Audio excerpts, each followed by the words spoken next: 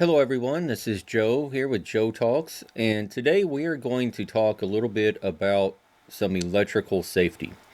In particular, some electrical safety regarding some items that I recently tried to install. But before we do that, if you like my content and you find this video or any of my videos helpful, please help me out. Like and subscribe, all that good stuff. I know you hear that all the time, but I am trying to hit that 1,000 subscriber mark, so please help me out. It doesn't cost you anything, and it helps me out a ton. Uh, so back to what we're talking about today. So recently, my wife and I built a new garage, and I was working on the electrical in that garage, and I was going to install just some basic light fixtures like you see here, just a basic light receptacle that you put a light bulb in, like you might install in your basement or garage.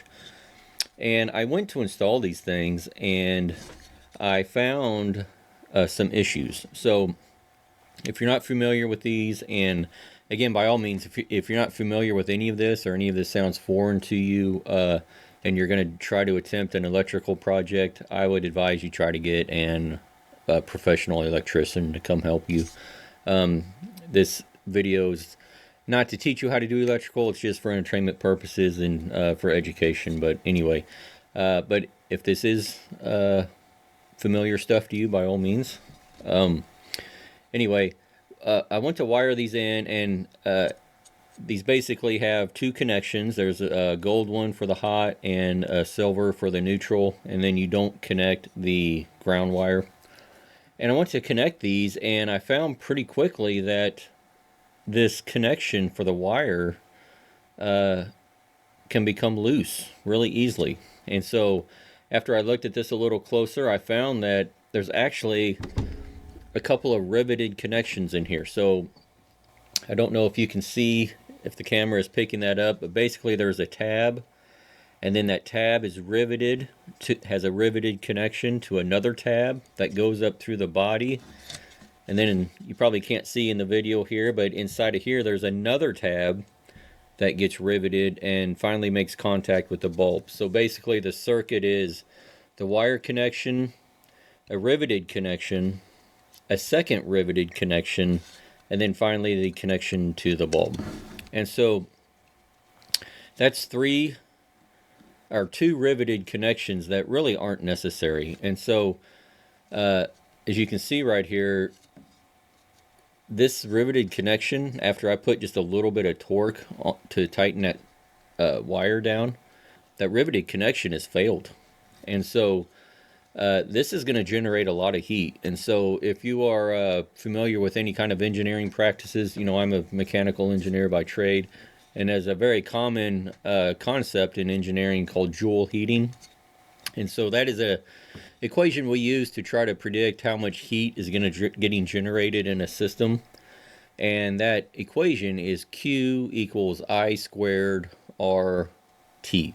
So Q is the heat, I is the current, so that's just your amperage going through your circuit.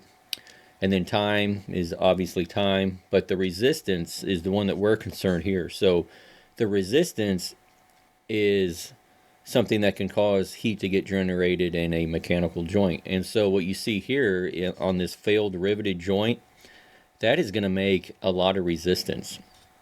And that means that this device, this is going to generate a lot of heat, especially if these riveted joints fail.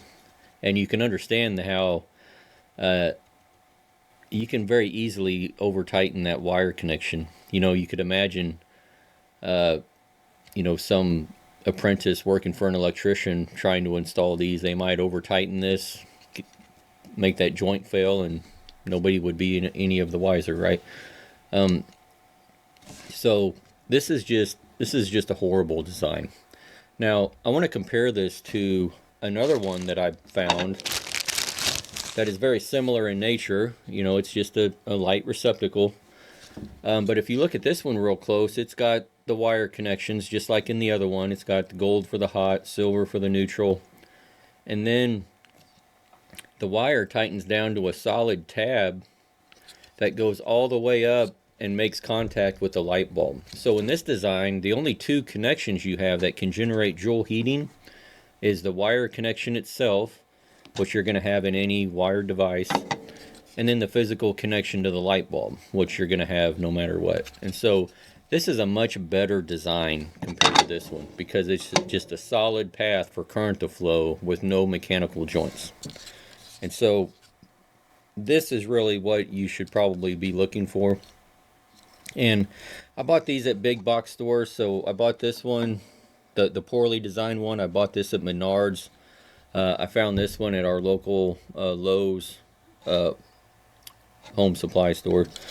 But anyway, this is an example how a homeowner really has to be the steward of their own safety. So, one might expect that the big box stores would have our best interest in mind, and I really don't think that's the case. Menards really shouldn't be supplying these, and you can't depend on these big box stores to be looking out for you. That may have been the way, years ago when we had mom and pop stores.